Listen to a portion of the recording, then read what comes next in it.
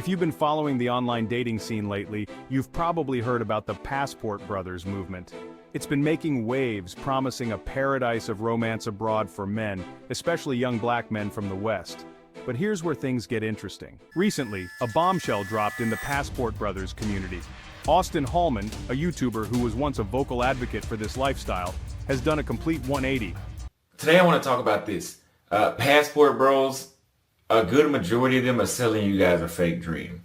And you guys can see that from my channel, right? That's why a lot of them choose to, we're going to get into this later, but they choose to discredit me. He's now critiquing the very movement he helped popularize, and let me tell you, it stirred up quite the storm. In a video titled, "Passport Brothers Are Selling You a Dream," Hollman challenges the rosy picture painted by many in this community.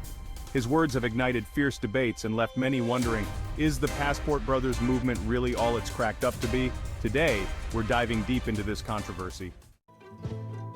We'll examine Hollman's claims, look at the realities of the Passport Brothers lifestyle, and uncover some hard truths that many promoters of this movement conveniently leave out. Whether you're a die-hard passport bro, a skeptic, or just curious about this phenomenon, buckle up. We're about to embark on a journey that might challenge everything you thought you knew about international dating and the quest for love abroad. Let's get into it and separate fact from fiction in the world of Passport Brothers.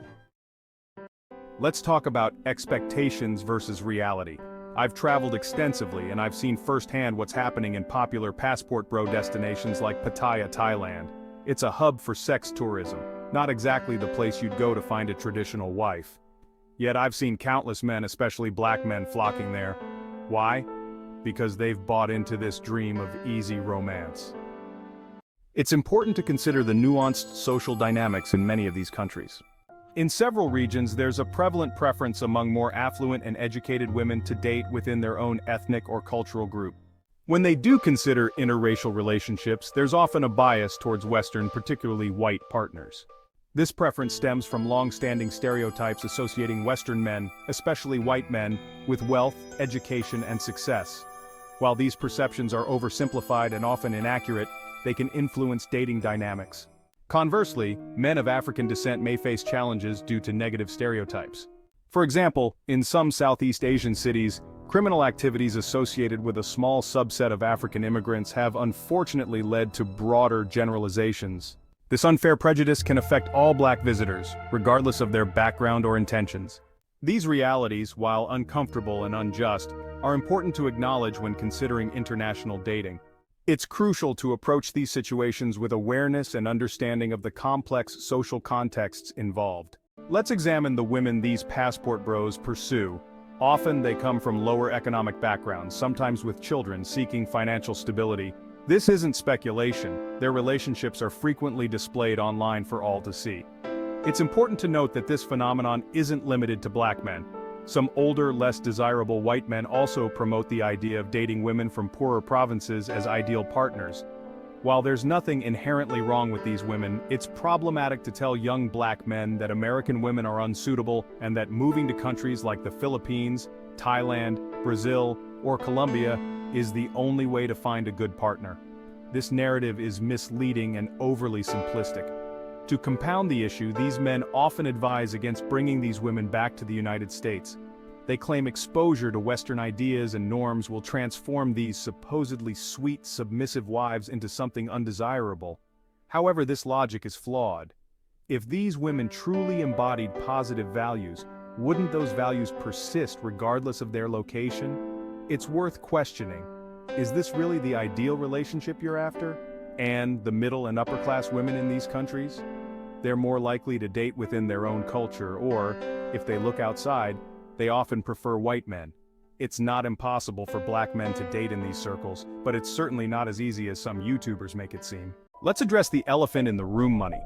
Many of these passport bros promoting this lifestyle are YouTubers. They're making money from consultations, donations, and sponsorships. That's how they fund their globe-trotting lifestyle. But what about the average guy following their advice? If you're not financially stable, how are you going to support yourself abroad, let alone a partner? It's a recipe for disaster. And this brings us to a crucial point that many passport bros conveniently ignore: the visa situation. Many guys, seduced by this lifestyle, are trying to find ways to stay longer in these countries. They're constantly extending their visas, sometimes through questionable means. This is a huge red flag, folks. Most countries have strict visa regulations for a reason. They're not designed for you to live there indefinitely while you search for a partner. Overstaying your visa or constantly seeking extensions can lead to serious legal troubles. You could find yourself banned from the country, facing hefty fines or even jail time. And let's say you do manage to stay longer. This brings us to another crucial point that the passport bros often gloss over: the lack of opportunities for foreigners in many of these countries.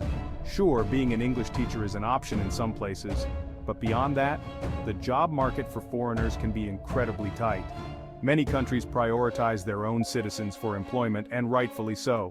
Without the right qualifications or specialized skills, you might find yourself struggling to make ends meet. But wait, you might be thinking, I'll just start my own business. Hold up there, entrepreneur. Starting a business in a foreign country is a whole other ballgame. First off, there's the language barrier. Unless you're fluent in the local language, you're already at a disadvantage.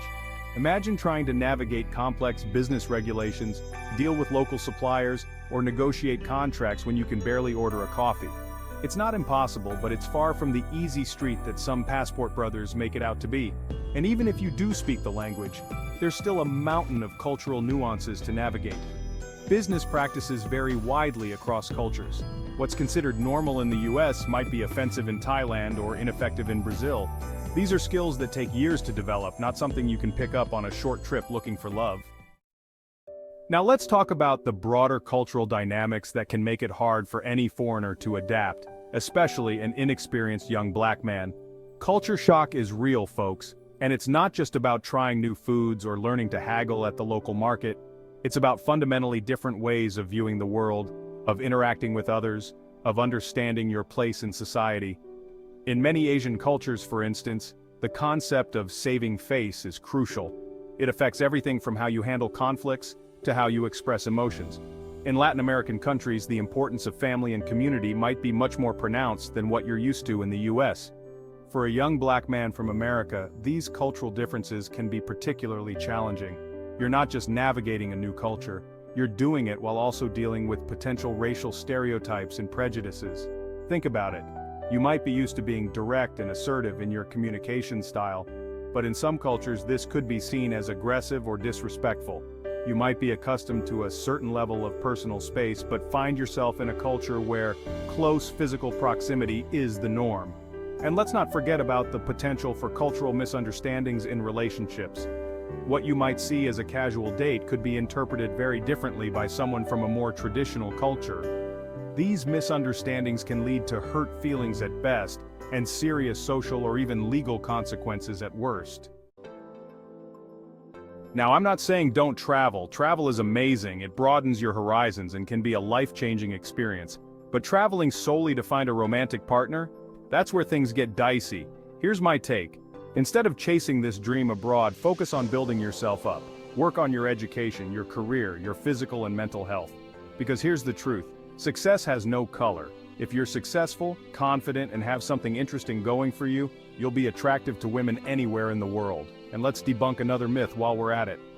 The idea that all Western women are promiscuous, aggressive, and masculine, it's simply not true. Most people I know in the US are in happy, healthy relationships. So, are passport brothers selling dreams? In many ways, yes. They're promoting a simplified, often unrealistic view of international dating.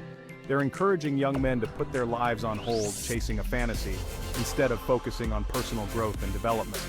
They're not telling you about the visa hassles, the lack of job opportunities, the language barriers, or the complex cultural dynamics you'll have to navigate.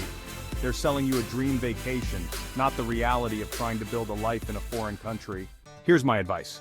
Travel, by all means. Experience new cultures, meet new people. But do it for the right reasons. Don't go abroad expecting to find an easy solution to your dating woes. Instead, focus on becoming the best version of yourself.